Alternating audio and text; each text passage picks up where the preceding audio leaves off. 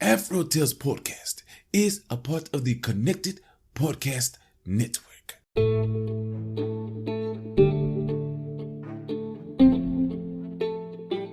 Well, hello there. I'm Aman Mazingo, your storyteller, and this is Season 2 of the AfroTales Podcast, where we journey through the Americas and the Caribbean to explore the tales that grew from its African diaspora. I want to thank Art by Chalet for the beautiful episode art, and especially thank you for joining us on today's adventure.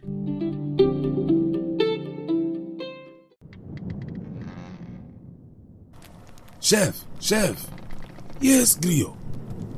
Don't you love how we get to share our stories and recipes? Yes, I enjoy it greatly. Do you know what makes it possible for everyone to hear us?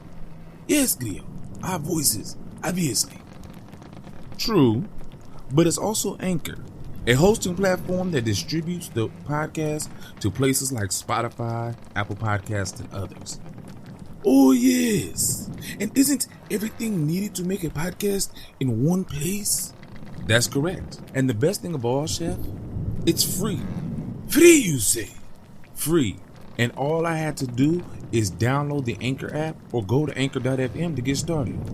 So, you just had to download the Anchor app or go to anchor.fm to get started. Yep. Download the Anchor app or go to anchor.fm and do what we're doing now. Fantastic, Cleo. Simply fantastic. I know, Chef. I know. A Boarhog Husband. Scalambe, scoop, scop, scalambe. See my lover coming there, scoops, scops, scalambe. Once upon a time, it was a very good time. Master King had only one daughter, and all the young fellas were constantly talking with each other about who was going to be able to marry her. They all came by to call on her now, but none of them suited her.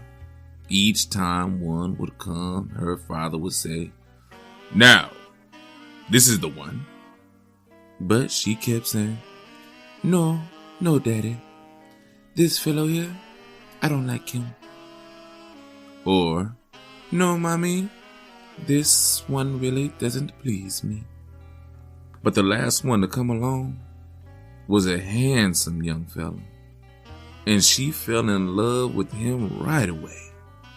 And, of course, when she fell in love, it was that deep, wide love. She just lost her head altogether. What she didn't know was that she actually chosen a boarhog who had changed himself into a human to go court. Now, Master King had another child, a little old witch boy who lived there and did all the nasty stuff around the palace. He was always dirty and smelly, the kind of things that happen when you do all the nasty things. And no one liked him around, especially the king's beautiful daughter, his sister. One day after work, the young fella came to visit his bride, and the old witch boy whispered, Daddy, did you know that fella my sister going to marry is a boarhog?" "What? You better shut your mouth and get back under the bed where you belong." You see, that's where the old witch boy stayed, because he was so dirty. Now, when they got married, they moved way up the mountain, up there where they plant all those good things to put in the pot. Roots like dasheen and tanya and all those provisions that hogs just love to eat too. One day, Master King came up there and showed him a big piece of land he wanted his daughter and her husband to have for farming. The husband really liked it because he could raise lots of tinies, which is what boar hogs like to eat most. So one day he went up to work early in the morning. Now there was a little house up there by the land where he could go and change his clothes before he went to work. He went in one side of the little house and he started singing. Scalambe, scalambe, scoops, scops, scalambe. See my lover coming here, scoops, scops, scalambe. And with each refrain, he would take off one piece of clothing. And with every piece he took off, he became more of a boar hog. First the head, then the feet, then the rest of the body. Scalambe, scalambe, scoop, scops, scalambe. See my lover coming here, scoops, scops, scalambe. Well, about noon, when he thought the time was coming for lunch to arrive in the field, he went back into the house and put back on his clothes. Took off the boar hog suit and put back on the ordinary suit. And as he got dressed, he sang the same little song to change himself back into a handsome man. Now, after a while, that old witch boy, as usual, came with food. But this day he came a little early and saw what was going on. He heard the singing and saw the man changing. So he rushed home and told his father again, Daddy, this fellow who married my sister up there really is a boar hog. Is it true? Said the Master King. Boy, shut up. Shut your mouth. And his sister said, Get back under the bed, you scamp, you. The next day, the old witch boy got up very early, went up the mountain, and heard the song again. Scalambe, scalambe, scoop, scops, scalambe. See my lover coming here? Scoop, scops, scalambe. All right, he thought, and he went down again and told his father what he had seen and heard. He even sang the song. Now, Master King didn't know what to think, but he knew he was missing a lot of tinies from his other fields, so he loaded his gun. He went to see what was going on up there in his fields. Mr. Boarhog was up there changing and didn't know he was being watched, but he thought he heard something. So he kind of stopped. The old witch boy started to sing, and Mr. Boarhog couldn't do anything but to join in with it. So they were both singing. Scalambe, scalambe, scoop, scops, scalambe. See my lover coming here, scoop, scops, scalambe. And the man slowly changed into a boar hog. When the king saw this, he couldn't believe his eyes. He took his gun and let go. And he killed Mr. Boarhog and carried him down the mountain. The king's beautiful daughter couldn't believe what she saw and began to scream and cry. But Master King told her what he had seen and what he had done. And then she had to believe it. Now, they cleaned Mr. Boarhog's body and quartered him. And if you don't believe me, I was right there on the spot. And they took one of his testicles and it gave me food for nearly a week. The end. Okay, so that was a crazy story. And there are variations of this story all over the world, obviously.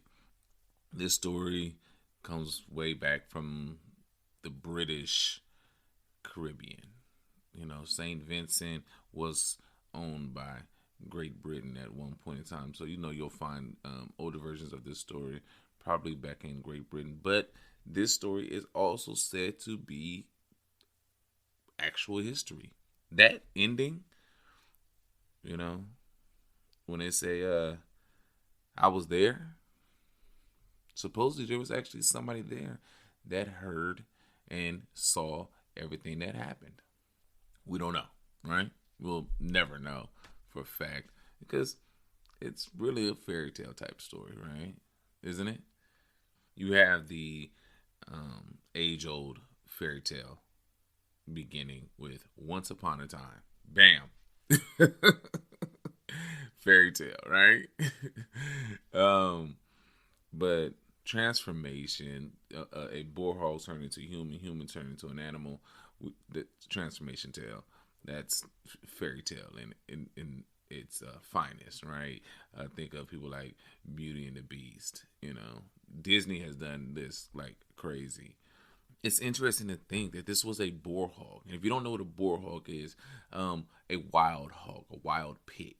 The furry ones, the grungy, the nasty ones. Not the little piggy that, goes to the market, the little piggy that on the farm. No, not that one. Not the little pink pig, not Babe, this is the wild one that attacks people. And that's interesting to me because boarhogs do attack people, right? You can look in the news. Boarhog attacks all the time. People hunt boarhogs. Good meat though. They were definitely looked at as good meat, prosperous. If you was able to catch one, but dangerous, very dangerous. And the little witch boy, which we in the black community know is that would be your obey man. That would be growing up to be your conjuring man. So for them to use the term little witch boy, maybe he was a little bit more intuitive. He had a little bit more psychic ability. He could see things a little bit better because he knew instantly that this man was a boarhog. He wasn't a real man, although everybody else saw him to be.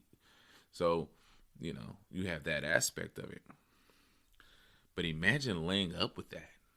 Ladies and gentlemen, imagine marrying a boarhog. And what happens if it turned into a boarhog while you guys were sleeping? Somebody knew the song and came and sang the song. If this is actual reality, you might want to start singing that song just around town, around your significant other. Play this episode for them and see what happens. If they turn back into a boarhog, well, it's kind of scary to think about, right? But we know those kind of people. If not physically a boarhog, we know those that are mentally and emotionally, boarhogs. Even scarier, right? But yeah. So thank you for coming on this journey. Thank you for listening to this story. Also, I want to give a thank you to artist Thiaz for the music in today's episode called Chasing Breaths. All right. And yes, thank you. Thank you for this beautiful music. I hope you guys like it. And as always, have a blessed day.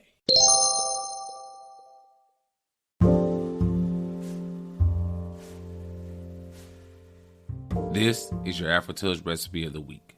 Breadfruit cake. Ingredients: half breadfruit, half pound margarine, half pound sugar, 4 eggs, 1 teaspoon essence, 3 cups sifted flour, 3 teaspoons baking powder, 1 teaspoon spice, 1/4 cup milk. Directions: preheat oven to 350 degrees. Grease cake pan and set aside. Cut and peel breadfruit. Boil until tender. Crush and set aside. Cream margarine and sugar until light and fluffy. Add eggs one at a time, beating well after each addition. Stir in essence. Combine flour, baking powder, and spice. Add to butter mixture, alternating with milk. Fold in crushed breadfruit. Pour mixture in greased pan. Bake for 30 to 45 minutes or until wooden pick inserted comes out clean. Note: dried fruits and chopped nuts can be added if desired. That is your AfroTales recipe of the week.